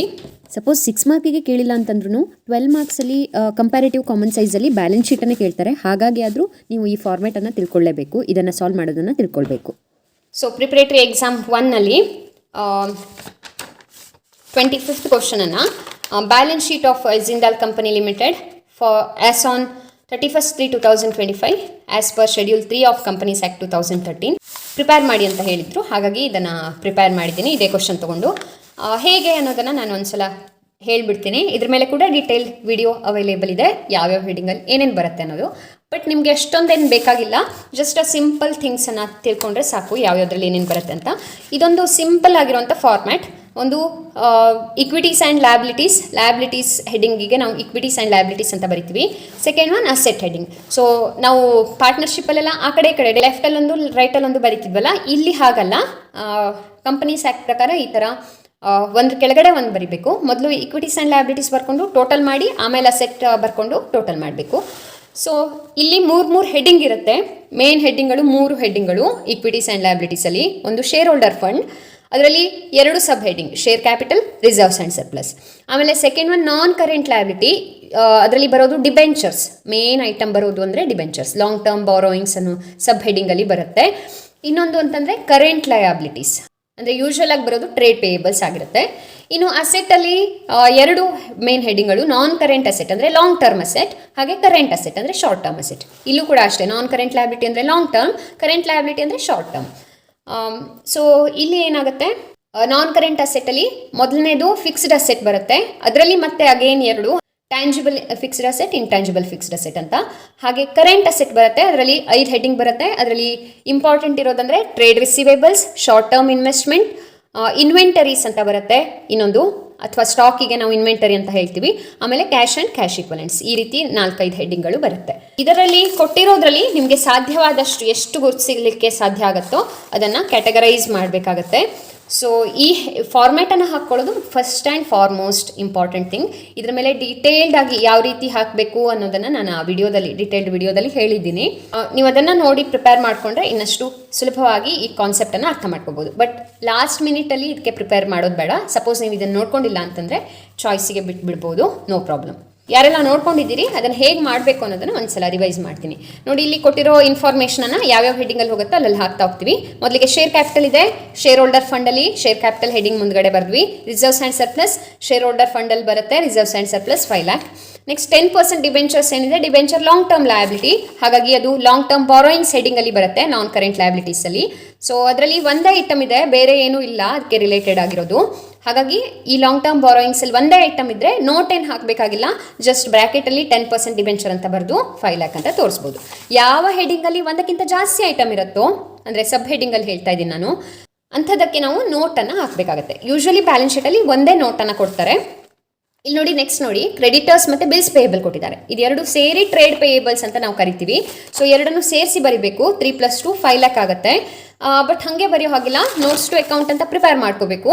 ಲಾಸ್ಟ್ P&L ಸ್ಟೇಟ್ಮೆಂಟಲ್ಲಿ ಮಾಡಿದ ಹಾಗೆ ನೋಟ್ ನಂಬರ್ 1 ಅಂತ ಹಾಕಿ ಟ್ರೇಡ್ ಪೇಯಬಲ್ಸ್ ಅಂತ ಬರೆದು ಕ್ರೆಡಿಟರ್ ಬಿಲ್ಸ್ ಪೇಯಬಲ್ 2+3 5 lakh ಬಂತು. ಸೊ ಈ 5 lakh ಇಲ್ಲಿ ಬಂದಿದ್ದನ್ನು ಇಲ್ಲಿ ತೊಗೋಬೇಕು, ನೋಟ್ ನಂಬರ್ 1 ಅಂತ ಹಿಂದ್ಗಡೆ ಬರಿಬೇಕು, ಆಯಿತಾ. ಇನ್ನು ಉಳಿದಿರೋದೆಲ್ಲ ಏನಿದೆ, ಇದು ಅಸೆಟ್ಗಳು, ಟ್ಯಾಂಜಿಬಲ್ ಅಸೆಟ್, ಇಂಟ್ಯಾಂಜಿಬಲ್ ಅಸೆಟ್. ಇದು ಫಿಕ್ಸ್ಡ್ ಅಸೆಟಲ್ಲಿ ಬರುತ್ತೆ, ನಾನ್ ಕರೆಂಟ್ ಅಸೆಟಲ್ಲಿ ಫಿಕ್ಸ್ಡ್ ಅಸೆಟ್, ಅದರಲ್ಲಿ ಟ್ಯಾಂಜಿಬಲ್ ಅಸೆಟ್, ಇಂಟ್ಯಾಂಜಿಬಲ್ ಅಸೆಟ್ ಬಂತು, ಬರ್ದ್ವಿ. Trade receivable, short term investment, cash and cash equivalents, ಇದು current asset, short term asset ಆಗಿರುತ್ತೆ. ಸೊ ಇದ್ರ ಜೊತೆಗೆ ಇನ್ನೊಂದು ಕೊಡ್ಬೋದು, ಇನ್ವೆಂಟರೀಸ್ ಅಂತ ಕೊಡ್ಬೋದು. ಮ್ಯಾಕ್ಸಿಮಮ್ ಇಷ್ಟಿಷ್ಟೇ ಐಟಮ್ಸ್ಗಳು, ಮತ್ತು ಜಾಸ್ತಿ ಕೊಡಲ್ಲ ಇದರಲ್ಲಿ. ಕೆಲವು ಸಲ ಶಾರ್ಟ್ ಟರ್ಮ್ ಪ್ರೊವಿಷನ್ಗಳನ್ನು ಕೊಡ್ತಾರೆ, ಅದು ಲಯಬಿಲಿಟಿ, ಕರೆಂಟ್ ಲಯಬಿಲಿಟಿ ಆಗುತ್ತೆ. ಲೈಕ್ ಈಗ ಪ್ರೊವಿಷನ್ ಫಾರ್ ಟ್ಯಾಕ್ಸ್ ಅಂತ ಕೊಡ್ತಾರೆ, ಆಮೇಲೆ ಪ್ರಪೋಸ್ಡ್ ಡಿವಿಡೆಂಡ್ ಅಂತ ಕೊಡ್ತಾರೆ. ಸೊ ಅದೆರಡನ್ನು ಕೊಟ್ಟರೆ ನಿಮಗೆ ನೆನಪಿರಲಿ, ಅದು ಕರೆಂಟ್ ಲಯಬಿಲಿಟಿಲಿ ಬರುತ್ತೆ, ಶಾರ್ಟ್ ಟರ್ಮ್ ಪ್ರೊವಿಷನ್ಸಲ್ಲಿ ಬರುತ್ತೆ, ಓಕೆನಾ. ಇದನ್ನು ಬಿಟ್ಟು ಮತ್ತೆ ಯಾವುದೂ ಅಷ್ಟೊಂದಾಗಿ ಕೊಡೋದಿಲ್ಲ. ನಿಮಗೆ ಆ ಡೀಟೇಲ್ಡ್ ವಿಡಿಯೋ ನೋಡಿದ್ರೆ ಯಾವ್ಯಾವ ಹೆಡಿಂಗಲ್ಲಿ ಏನೇನು ಬರುತ್ತೆ ಅನ್ನೋದು ಇನ್ನೊಂದ್ಸಲ ರಿವಿಷನ್ ಆಗುತ್ತೆ, ಆಯಿತಾ. ಸೊ ಈಗ ಇದು 3 ಐಟಮ್ ಏನಿದೆ, ಇದು ಕರೆಂಟ್ ಅಸೆಟಲ್ಲಿ ಬಂತು, ಅದನ್ನು ಹಾಗೆ ತೊಗೊಂಡ್ವಿ. Trade receivable, short term investment, cash and cash equivalents. Direct ಕೊಟ್ಟಿದ್ರು, ಡೈರೆಕ್ಟ್ ಅಮೌಂಟ್ ತೊಗೊಂಡ್ವಿ. ಟೋಟಲ್ ಮಾಡ್ತೀವಿ. ಇಲ್ಲೂ ಕೂಡ total equities and liabilities 25 lakh ಬರ್ತಾ ಇದೆ. ಹಾಗೆ ಇಲ್ಲೂ ಕೂಡ ಟೋಟಲ್ ಅಸೆಟ್ 25 lakh ಬರ್ತಾ ಇದೆ. ಎರಡು ಸೇಮ್ ಟೋಟಲ್ ಬರಬೇಕು. ಬಂದಿಲ್ಲ ಅಂತಂದರೆ ನೀವು ಯಾವುದೋ ಹೆಚ್ಚು ಕಮ್ಮಿ ಮಾಡಿದ್ದೀರಿ ಅಂತ ಅರ್ಥ. ಅಸೆಟನ್ನು ಲಯಬಿಲಿಟಿ ತೊಗೊಂಡ್ರೆ, ಲಯಬಿಲಿಟಿನ ಅಸೆಟ್ ಅಂತ ತೊಗೊಂಡ್ರೆ ಹೆಚ್ಚು ಕಮ್ಮಿ ಆಗುತ್ತಷ್ಟೇ, ಇಲ್ಲ ಅಂದರೆ ಸೇಮ್ ಬರುತ್ತೆ. ಸೊ ಇಷ್ಟು ಸಿಂಪಲ್ ಆಗಿ ಈ ಬ್ಯಾಲೆನ್ಸ್ ಶೀಟ್ ಪ್ರಾಬ್ಲಮನ್ನು ಮಾಡ್ಬೋದು. ಇದು ನೀವು ಇಲ್ಲಿ ಕಲ್ತ್ಕೊಂಡಿಲ್ಲ ಅಂತಂದ್ರು, ಇದಿಷ್ಟು ಇಂಪಾರ್ಟೆಂಟ್ ಥಿಂಗ್ಗಳನ್ನು ಯಾವ್ಯಾವುದು ಹೇಗೆ ಬರುತ್ತೆ ಅನ್ನೋದನ್ನು ನೋಡ್ಕೊಳ್ಳೇಬೇಕು. ಯಾಕಂದರೆ 12 ಮಾರ್ಕ್ಸಿಗೆ ಇದನ್ನು ಕೇಳ್ತಾರೆ. ಆಲ್ಮೋಸ್ಟ್ ಎಲ್ಲ ಪೇಪರ್ಗಳಲ್ಲಿ ಕಂಪ್ಯಾರಿಟಿವ್ ಕಾಮನ್ ಸೈಜ್ ಬ್ಯಾಲೆನ್ಸ್ ಶೀಟ್ಗಳನ್ನೇ ಕೇಳ್ತಾರೆ, P&L ಸ್ಟೇಟ್ಮೆಂಟ್ ಕೇಳಲ್ಲ. ಹಾಗಾಗಿ ಈ ಒಂದು ಫಾರ್ಮ್ಯಾಟ್ ಇಂಪಾರ್ಟೆಂಟ್ ಇದೆ, ಆದಷ್ಟು ಇದನ್ನು ನೋಡ್ಕೊಳ್ಳಿ. ಯಾಕಂದರೆ ಆ 12 ಮಾರ್ಕ್ಸಲ್ಲಿ ನೀವು ಫಾರ್ಮ್ಯಾಟನ್ನು ನೋಡ್ಕೊಂಡ್ಬಿಟ್ಟಿದ್ರೆ ಕ್ಯಾಲ್ಕುಲೇಷನ್ ತುಂಬ ಸಿಂಪಲ್ ಆಗಿರುತ್ತೆ. ಅದನ್ನು ನಾನು ನೆಕ್ಸ್ಟ್ ಪ್ರಾಬ್ಲಮಲ್ಲಿ ನಿಮಗೆ ಹೇಳ್ಕೊಡ್ತೀನಿ. ಇದಿಷ್ಟು 6 ಮಾರ್ಕಿನ ಪ್ರಾಬ್ಲಮ್ ಆಯಿತು. 3 ಕ್ವಶನ್ಗಳನ್ನು ನಾವೀಗ ಸಾಲ್ವ್ ಮಾಡಿದ್ವಿ. ಇದಾದ ನಂತರ 12 ಮಾರ್ಕ್ಸಿಗೆ ಹೋಗೋಣ. ಸೊ 12 ಮಾರ್ಕ್ಸಲ್ಲಿ ಮೊದಲನೇ ಕ್ವಶನ್ ಕಂಪ್ಯಾರೇಟಿವ್ ಕಾಮನ್ ಸೈಜ್ ಮೇಲೆ ತಗೊಳ್ಳೋಣ. LX 2025ಅಲ್ಲಿ 31st ಕ್ವಶನ್ ಏನಿದೆ, ಇದನ್ನು ಕಂಪ್ಯಾರೇಟಿವ್ ಬ್ಯಾಲೆನ್ಸ್ ಶೀಟ್ ಮೇಲೆ ಕೇಳಿದ್ರು ನೋಡಿ.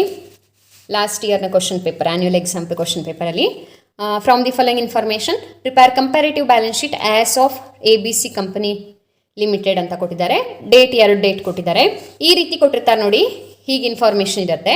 ನೀವು ಇದೇ ರೀತಿ ಫಾರ್ಮ್ಯಾಟನ್ನು ಇಟ್ಟರೆ ಮಾರ್ಕ್ಸನ್ನು ಕಳ್ಕೊತೀರಿ. ಸೊ ನಾನು ಆಗಲೇ ಹೇಳಿದ್ನಲ್ಲ, 6 ಮಾರ್ಕಲ್ಲಿ ನೀವು ಅದನ್ನ ಕಲ್ತ್ಕೊಳ್ಳೋದು ಯಾಕೆ ಇಂಪಾರ್ಟೆಂಟ್ ಅಂದರೆ ಇದಕ್ಕೆ ಇಂಪಾರ್ಟೆಂಟ್. ಸೊ ಆಗಲೇ ಹೇಳಿದ 5 ಹೆಡ್ಡಿಂಗ್ಗಳು ನಿಮಗೆ ಗೊತ್ತಿರಲೇಬೇಕು. ಸೊ ಇಕ್ವಿಟೀಸ್ ಆ್ಯಂಡ್ ಲಯಬಿಲಿಟೀಸಲ್ಲಿ 3 heading, share holder fund, non current liability, current liability. ಅದರಲ್ಲಿ ಬರೋ ಸಬ್ ಹೆಡ್ಡಿಂಗ್ಸ್ಗಳು ಇಂಪಾರ್ಟೆಂಟ್ ಇರೋದೊಂದಷ್ಟನ್ನು ನೋಡ್ಕೊಳ್ಳಿ. ಹಾಗೆಯೇ ಅಸೆಟ್ಟಲ್ಲಿ 2 main heading, non current asset, current asset. ಅದರಲ್ಲಿ ಫಿಕ್ಸ್ಡ್ ಅಸೆಟ್ ಬರುತ್ತೆ, ಟ್ಯಾಂಜಿಬಲ್ ಇಂಟ್ಯಾಂಜಿಬಲ್ ಅಂತ. ಕರೆಂಟ್ ಅಸೆಟಲ್ಲಿ current investment, trade receivable, cash and cash equivalents ಮತ್ತು ಇನ್ವೆಂಟರೀಸ್ ಇಷ್ಟು ಬರುತ್ತೆ ಯೂಶ್ವಲಿ. ಸೊ ಅದರಲ್ಲಿ ಏನೇನು ಬರುತ್ತೆ ಅನ್ನೋದನ್ನು ನೀವು ತಿಳ್ಕೊಳ್ಬೇಕಾಗತ್ತೆ.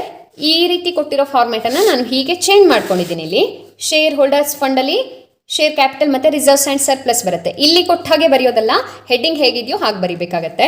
ಆ್ಯಂಡ್ ಲಾಂಗ್ ಟರ್ಮ್ ಬಾರೋಯಿಂಗ್ಸ್ ಬರೋದು ನಾನ್ ಕರೆಂಟ್ ಲಯಬಿಲಿಟಿಲಿ, ಅಲ್ಲಿ ತೊಗೊಂಡೆ. ಟ್ರೇಡ್ ಪೇಯಬಲ್ಸ್ ಬರೋದು ಕರೆಂಟ್ ಲಯಬಿಲಿಟಿಲಿ, ಅಲ್ಲಿ ತೊಗೊಂಡೆ.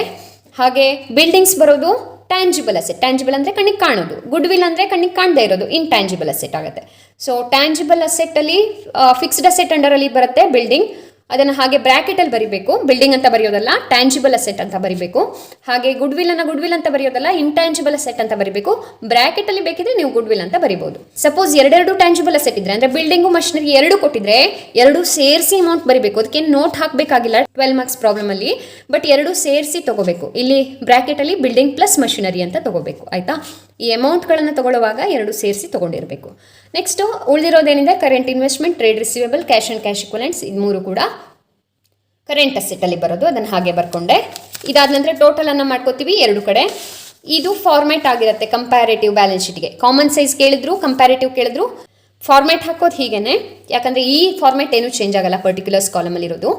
ಬಟ್ ಇಲ್ಲಿ ಚೇಂಜ್ ಆಗುತ್ತೆ. ಇಲ್ಲಿ 4 ಕಾಲಮ್ಗಳೇನಿದೆ ಇದು ಚೇಂಜ್ ಆಗುತ್ತೆ. ಕಂಪ್ಯಾರೇಟಿವ್ ಅಂದರೆ ಕಂಪೇರ್ ಮಾಡೋದು, ಒಂದು ವರ್ಷದಿಂದ ಒಂದು ವರ್ಷಕ್ಕೆ ಕಂಪೇರ್ ಮಾಡಿ ಇನ್ಕ್ರೀಸ್ ಆಗಿದೆಯಾ ಡಿಕ್ರೀಸ್ ಆಗಿದೆಯಾ ಅಂತ ಹೇಳೋದು ಕಂಪ್ಯಾರೇಟಿವ್ ಸ್ಟೇಟ್ಮೆಂಟ್. ಹಾಗೆ ಕಾಮನ್ ಸೈಜ್ ಅಂದರೆ ಅದನ್ನು 100ಗೆ ಕನ್ವರ್ಟ್ ಮಾಡೋದು. ಪ್ರತಿ ಐಟಮನ್ನು ಒಂದು ಬೇಸ್ ಇಟ್ಕೊಂಡು, ಟೋಟಲನ್ನು ಬೇಸ್ ಆಗಿಟ್ಕೊಂಡು 100ಗೆ ಕನ್ವರ್ಟ್ ಮಾಡೋದು ಕಾಮನ್ ಸೈಜ್.